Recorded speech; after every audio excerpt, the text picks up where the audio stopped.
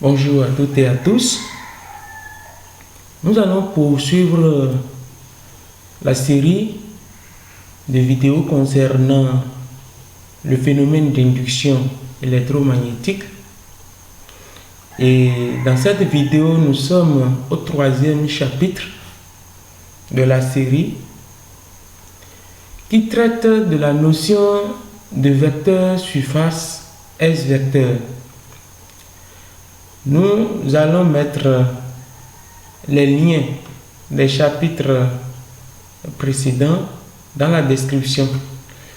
Nous avions déjà parlé de l'historique du phénomène d'induction magnétique. Dans le chapitre numéro 1, nous avons déjà parlé de la mise en évidence du phénomène d'induction magnétique dans le chapitre grand 2. Donc, vous pouvez retrouver les liens de ces chapitres dans la description. Dans ce nouveau chapitre qui traite de la notion du vecteur surface, S-vecteur, nous allons définir d'abord ce que le vecteur surface et donner ses caractéristiques. Puis après, nous allons faire 6 exercices d'application pour pouvoir consolider les acquis sur la maîtrise de la notion du vecteur surface S-vecteur. Alors, qu'est-ce qu'on appelle vecteur surface? Le vecteur surface noté grand S vecteur caractérise un circuit orienté dont la surface est notée grand S. Donc, vous imaginez déjà un circuit fermé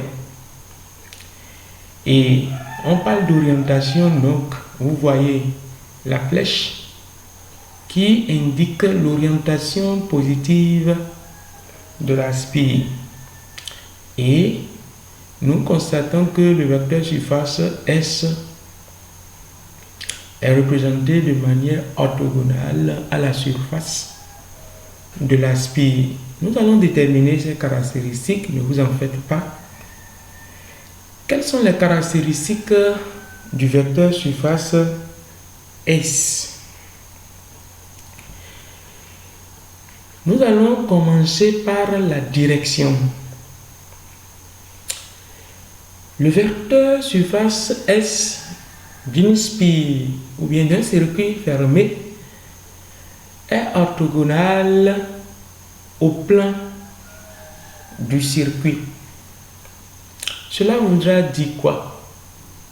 Si le circuit est contenu dans le plan de votre écran de téléphone ou bien d'ordinateur, alors le vecteur surface sera un vecteur perpendiculaire, orthogonal si vous voulez, au plan du circuit. Alors vous le comprenez bien, le sens de ce vecteur sera choisi, d'accord, en utilisant l'une des trois règles suivantes. La première règle, c'est la règle du tire-bouchon que nous allons voir dans les exercices d'application. Et la deuxième règle, c'est la règle de la main droite. Et la troisième règle est la règle du bonhomme d'Ampère. Nous allons utiliser ici la règle de la main droite pour indiquer le sens d'orientation du vecteur surface de cette spie. Alors, si nous prenons la règle de la main droite, nous allons positionner la main droite de telle sorte que les 4 doigts puissent être dans le même sens que le sens d'orientation de la spie, tel que le montre la figure. Voilà, vous pouvez essayer avec votre main. Essayez avec votre main pour voir un peu à quoi ça ressemble. Le pouce écarté indique en même temps la direction et le sens du vecteur surface. Donc, c'est très facile. Nous avons indiqué là le vecteur surface S de cette spie orientée dans ce sens.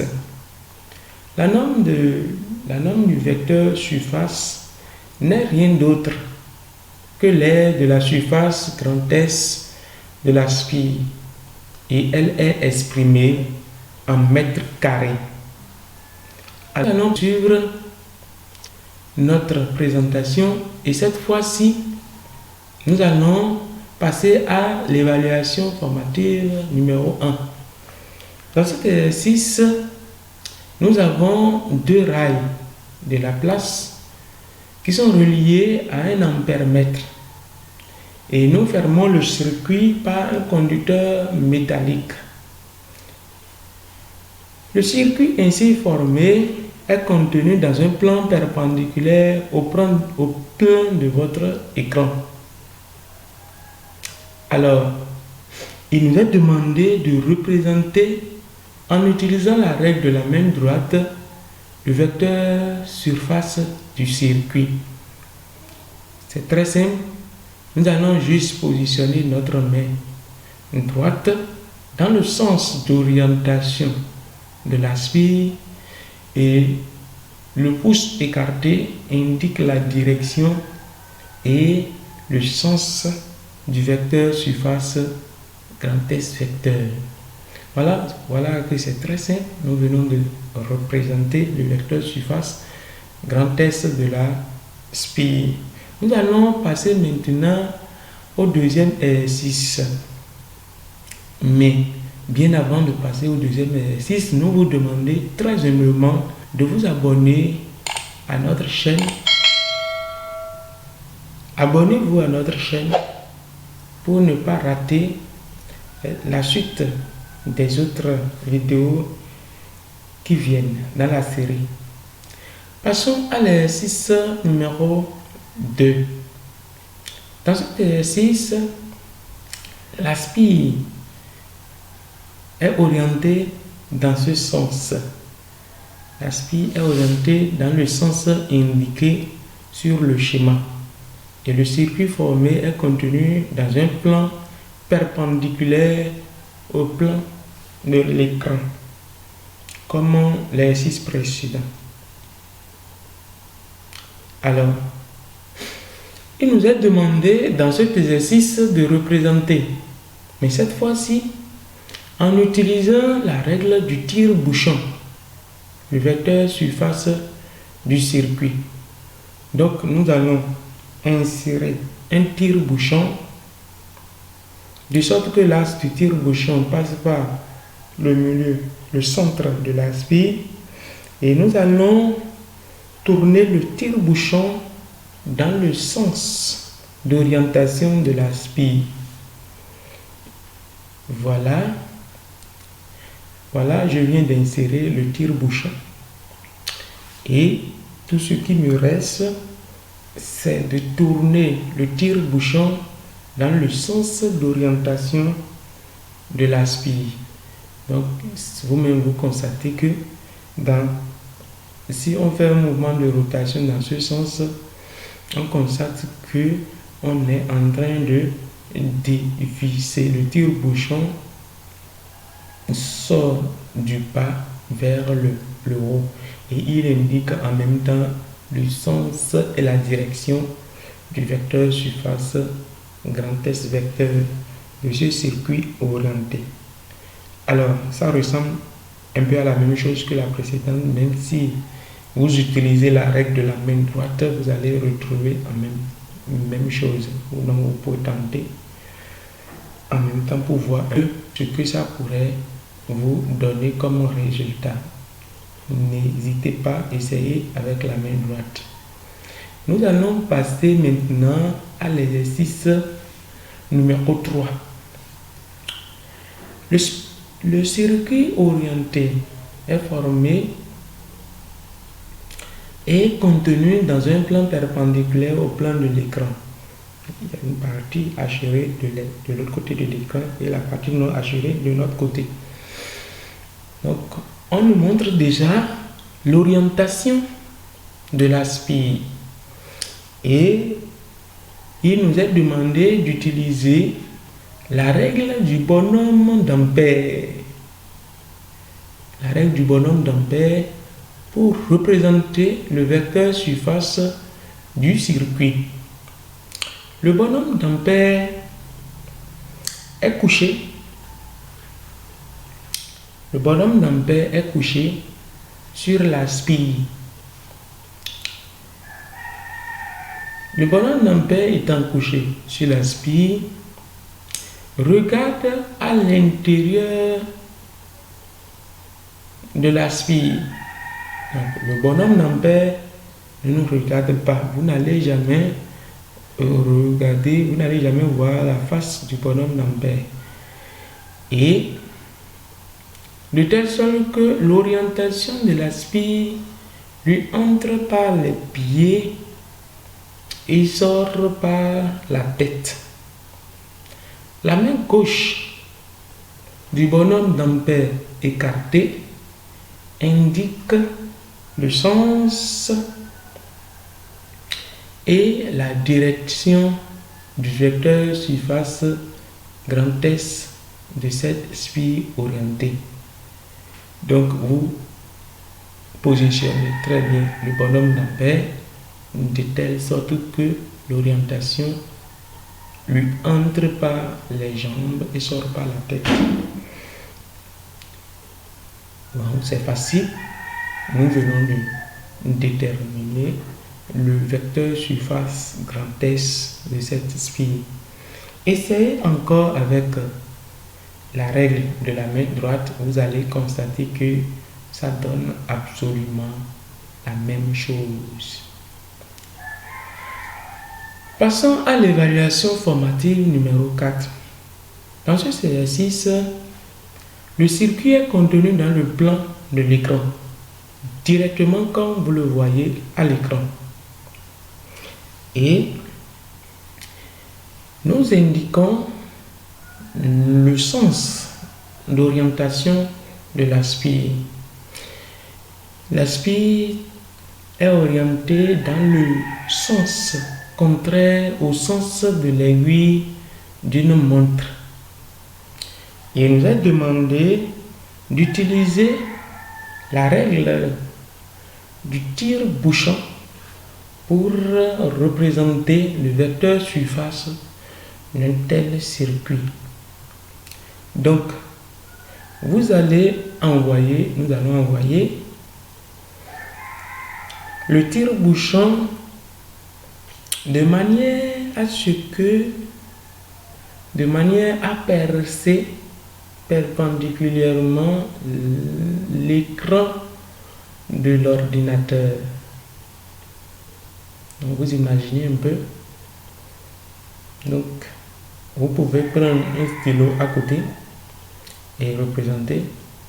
Donc vous envoyez l'as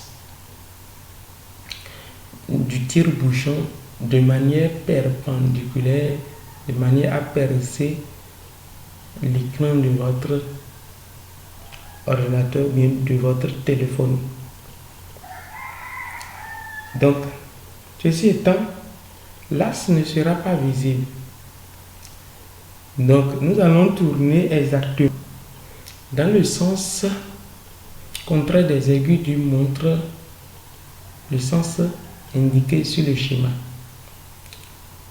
Tel que le tire-bouchon, d'accord, est en train de tourner, nous constatons que le tire-bouchon dévisse et vous-même vous allez constater que quand vous tournez dans ce sens, c'est comme si vous êtes en train de dévisser. Donc le tire-bouchon va sortir davantage. Donc le vecteur surface sera un vecteur sortant. Un vecteur sortant. Alors, nous avons maintenant l'exercice suivant.